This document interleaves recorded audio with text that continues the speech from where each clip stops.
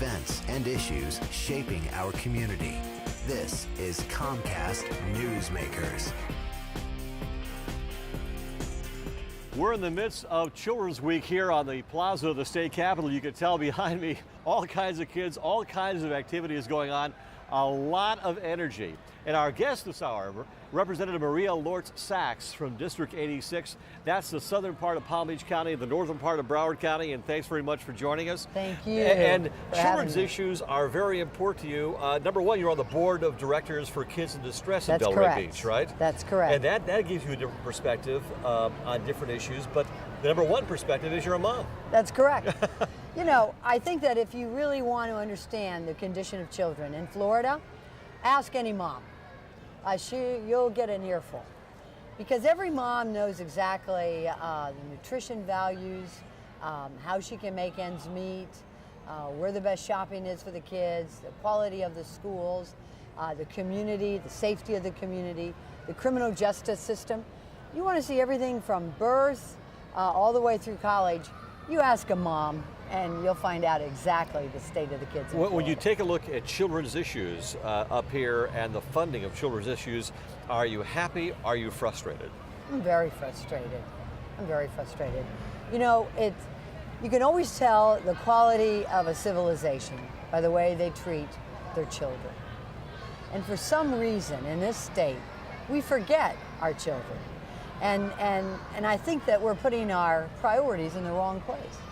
Everybody talks that, but nobody really, when it comes right down to putting the funding for early childhood intervention, for PE and for arts and music and sciences in our schools, all of a sudden the talk is cheap.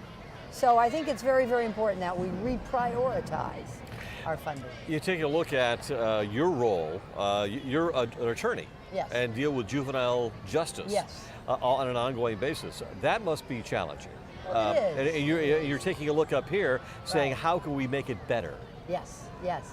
Because you know what happens so many times is politicians like to get tough on crime. And yet, for our children, they don't get a second chance.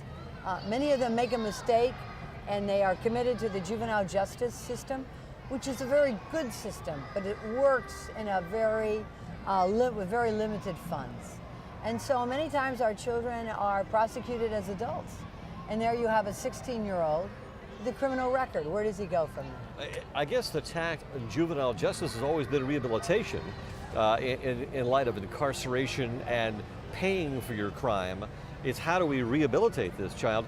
There's enough emphasis put on the rehabilitation process? Unfortunately not. Unfortunately not. What I intend to do next year is one of my priorities is to revamp the whole Department of Corrections in terms of focusing more on rehabilitation. Now, I was a prosecutor 30 years ago. I was a prosecutor for many years. In those days, we called it the rehabilitation code.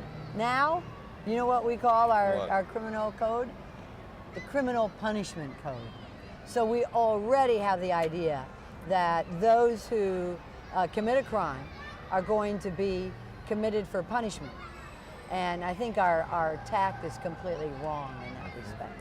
Taking a look at the economic policy of different children's issues which are involved in, have we got a ways to go? Is there enough money to fund the different policies out there for children? Let me put it this way.